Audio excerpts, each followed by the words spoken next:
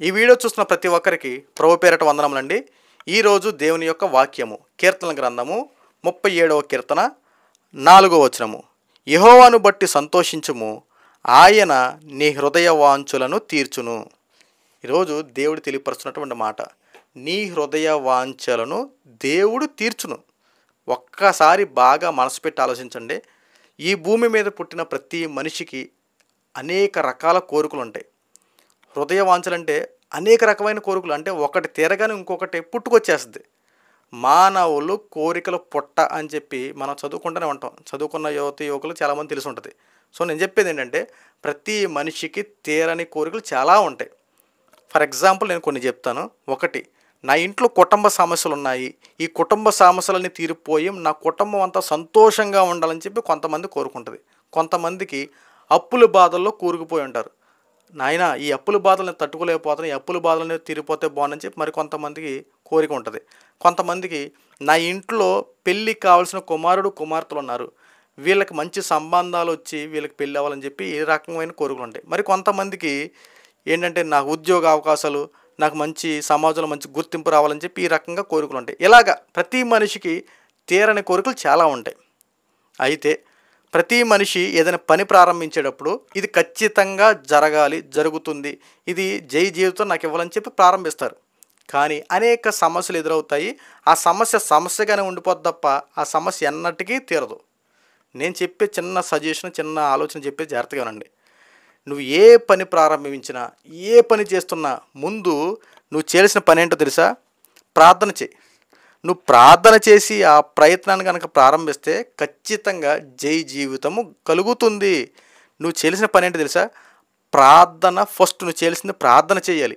తండ్రి నేను ఈ పని ప్రారంభిస్తున్నా, తండ్రి నా యొక్క జీవితంలో ఈ కోరిక ఉంది, తండ్రి నేను దీని గురించి వెళ్తున్నా, ఈ పని మీద వెళ్తున్నా, నేను ఉదయం లేచిన దగ్గర నుంచి నీతోనే ప్రారంభిస్తున్నా, నా యొక్క ప్రతి అడుగుజాలలో నువ్వే తోడుగానని చెప్పి ప్రతి సందర్భంలో దేవుని యొక్క తోడు కోరుకుంటే, నువ్వు దేవునితో నీ యొక్క జీవితాన్ని ప్రారంభిస్తే, నువ్వు ఏదైతే ప్రారంభించి అడుగుతున్నావో నెక్స్ట్ నీ ప్రయత్నం ప్రారంభిస్తావు చూసావా, ఆ ప్రయత్నము సఫలమవుద్ది. నీ హృదయ వాంఛలు దేవుడు తీరుస్తాడు. నువ్వేం చేస్తున్నావు అంటే ప్రయత్నాన్ని ముందు చేసేస్తున్నావు, తర్వాత దేవుణ్ణి పెడతా ఉన్నావు. నేను చెప్పేది ఏంటంటే, ముందు దేవుణ్ణి పెట్టు చూడు.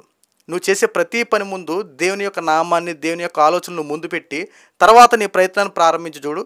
ఖచ్చితంగా నీ జీవితంలో నీవు కోరుకున్న ప్రతీది దేవుడు తీరుస్తాడు. ఇందులో ఎటువంటి సందేహం లేదు. ప్రియమైన సహోదరి సహోదరుడా, ఈ రోజున మనిషిగా మనం ఏం చేస్తామంటే మన కోరికలు తీర్చుకోవడానికి దేవుణ్ణి అవసరాల కోసం వాడుకుంటున్నాం. కానీ అది తప్పు. దేవునికి తెలియదా? నేను కలగజేసిన దేవునికి, నీ హృదయ వాంఛలు ఎరిగినటువంటి దేవునికి నీకు ఏ కోరికలు ఉన్నాయో, నీకు ఏది అవసరమో, నిన్ను ఎలా కాపాడాలో, నీకు ఏది దయచేస్తే దేవుడు నీకు అన్ని విధాలుగా తోడుగా ఉంటాడు, ప్రతిదీ దేవునికి తెలుసు కదా. అయినా సరే నువ్వు దేవుణ్ణి వేడుకుంటున్నావంటే నీలో భక్తి లోపం. ఫస్ట్ ఆఫ్ ఆల్ నీ భక్తిని ఒకసారి స్మరణక చేసుకో. నా యొక్క జీవితంలో ఈ సమస్యలతో కొట్టుమిట్టాడుతూ ఉన్నా, ఈ విషయంలో కాస్త ఇబ్బంది పడుతూ ఉన్నా, తండ్రి నా కాకుల ద్వారా ఆహారాన్ని పోషించిన దేవుడు నీకు అండగా ఉండగా ఆ దేవుని మీద భారం వేస్తే ఆ దేవుడే కదా ఆ మనుషుల ద్వారా నీకు ఒక ప్రతి సమస్యను తీరుస్తాడు. ఈరోజు మనుషుల వైపు ఆధారపడి అడ్డు చూడకో. నీకు కష్టం కలిగితే మనుషుల వైపు చూడడం వల్ల ఉపయోగం ఏమీ లేదు. నీకు కష్టం కలిగిన ఎలాంటి ఇబ్బంది వచ్చినా దేవుని వైపు చూడు. దేవుని వైపు చూడగలిగితే, దేవుని యొక్క తోడు కోరుకోగలిగితే, దేవుని యొక్క నామానికి నువ్వు ప్రథమ స్థానం ఇవ్వగలిగితే దేవుడు అన్ని వేళలా నీకు సహాయం చేస్తాడు. భూమి మీద పుట్టిన ప్రతి మనిషి ఏం చేస్తాడో తెలుసండి, ఎక్కువ శాతం ప్రయత్నాలే ముందు ప్రారంభిస్తాడు. పని చేయడానికి ముందు వేగిరపడి వెళ్ళిపోతాడు. ఆపదలు తలెత్తుతాయి. ఆ ఆపదలు తలెత్తిన తర్వాత అప్పుడు దేవుని యొక్క నామాన్ని ఆశ్రయిస్తాడు. కానీ ముందు చేయాల్సిన పని వెనక చేయాల్సిన పని ముందు చేయడం వల్ల ప్రమాదాలు కొని తెచ్చుకునేది మనమే. దేవుడు పక్షపాతి కాడు. అందరికీ ఒకే రకమైనటువంటి ఆశీర్వాదం దయచేస్తాడు. ఒకరిని హెచ్చుగా ఒకరు తగ్గించాలో చూడరు. మనము ప్రవర్తించే విధానము, మనం ఉండే విధానం బట్టే మన బ్రతుకులు ఎలా మారతాయో మనం చేసుకున్న పనులు బట్టే. దేవుని యొక్క ఆశీర్వాదం అందరికీ ఒకేలాగా ఉంటుంది. ఆయన కృప అందరి మీద ఒకేలాగా ఉంటుంది. ఒకరిని హెచ్చుగా ఒకరు తగ్గించి ఒకరిని ఎలాగ చూడడం. మన యొక్క ఆలోచన సరిగ్గా లేక ఈ భూమి మీద పుట్టిన తర్వాత ఈ లోక సంబంధమైన విషయాల కోసం వేగిరపడుతూ, ఈ లోకంలో ఉన్న దానికోసం ఆలోచించుకుంటూ నువ్వేం చేస్తున్నావంటే దేవుని యొక్క నామానికి దూరం అయిపోయి లోకంలో దానికోసం ఎగిరిపడిపోయి నీవే నాశనం చేసుకుంటున్నావు. దేవుడు నిన్ను ఎప్పుడు కాపాడుతానని చెప్పి దేవుడు చెప్తా ఉన్నాడు. కానీ దేవుని యొక్క తోడు నువ్వు కోరుకోవట్లా. నువ్వు కోరుకునేది ఏంటంటే మనుషుల తోడు కోరుకుంటున్నావు. మనుషుల కోసం నువ్వు ముందుకు ప్రయాణం చేసుకుంటూ వెళ్తున్నావు. కష్టం వస్తే మనుషుల వైపు చూస్తున్నావు. ఏదొచ్చినా సరే మనుషుల వైపు చూస్తూ ఉన్నావు. కాబట్టి దేవుడు ఏం చేస్తూ ఉన్నాడంటే కాస్త ఓపిక పడుతూ ఉన్నాడు.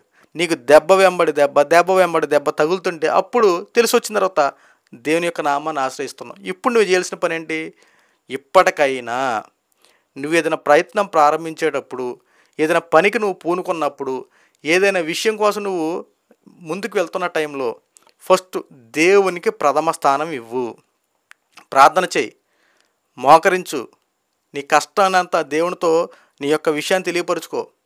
వేకుజాము నుంచి ప్రార్థన చేస్తావా, లేదంటే మోకరించి ఏకాంతంగా ఉండి ప్రార్థన చేస్తావా, నీ ఇష్టం. ముందు నీ యొక్క ప్రతి ప్రయత్నాన్ని దేవుని ముందు పెట్టు. దేవునికి నీ యొక్క భారాన్ని దేవునికి అప్పచెప్తే దేవుడు నీకు సహాయం చేస్తాడు. ఏ మనుషులనైతే నువ్వు కలవబోతా ఉన్నావో, ఏ మనుషుల దగ్గర నువ్వు వెళ్ళబోతా ఉన్నావో, ఏ సమస్య పట్ల నువ్వు వెళ్ళి తెలుసుకోబోతున్నావో, ఆ సమస్య ప్రతి విషయంలో దేవుడు నీకు జయ జీవితం దయచేస్తాడు. కాబట్టి ఈ యొక్క వాక్యము మనందరి జీవితంలో నెరవేరాలని కోరుకుంటూ ఈ కొద్ది మాటలు చెప్పడం జరిగింది. ఈ కొద్ది మాటలు మన వెనుకలో దీవించి ఆశీర్వదించను గాక. అందరికీ ప్రభు పేరిట వందనములు. నాదొక చిన్న మనవండి. నా పేరు సన్నిబాబు. నేను చిన్న వయసులోనే దేవుని యొక్క సువార్త చేపట్టాను. మీ చుట్టుపక్కల పరిసర ప్రాంతాల్లో ఎక్కడైనా సరే సువార్త అందని ప్రదేశాలు ఉంటే దయచేసి అక్కడ నా వాట్సాప్ నెంబర్ ఇస్తున్నా, ఆ నెంబర్ తెలియపరచండి. నేను అక్కడికి వచ్చి సువార్త ప్రకటిస్తా. మీరు నేను అందరం కలిసి ఆ యొక్క సువార్త పనిలో పాలుభాగస్వం అవుదాం. అనేక మందికి దేవుని యొక్క సువార్త తెలియపరుద్దాం. అంతేకాకుండా ఈ యొక్క దేవుని యొక్క పరిచర్యలు చేయడం వల్ల దేవుడిచ్చే ఆ యొక్క పరలోకపు పిలుపుని మనందరం ఆస్వాదిద్దాం. ఎందుకంటే దేవుడు పరిచర్య చేయడం వల్ల వచ్చేటువంటి ఆ ప్రతిఫలం అంతా ఇంత కాదు. చాలా చోట్ల సువార్త అందిన ప్రదేశాలు చాలా ఉంటాయి. దయచేసి ఆ అందరి ప్రదేశాలు ఏమైనా ఉంటే మాకు తెలియపరిస్తే మీరు మనందరం కలిసి ఆ దేవుని యొక్క సువార్త పని చేద్దాం. దేవుని యొక్క రాజ్యంలో మనందరం పాలుభాగస్తులు అవుదాం. ఈ కొద్ది మాటలు దేవుడు మన ఇంట్లో దీవించి ఆశీర్వదించును గాక. అందరికీ ప్రభు పేరిట వందనములు.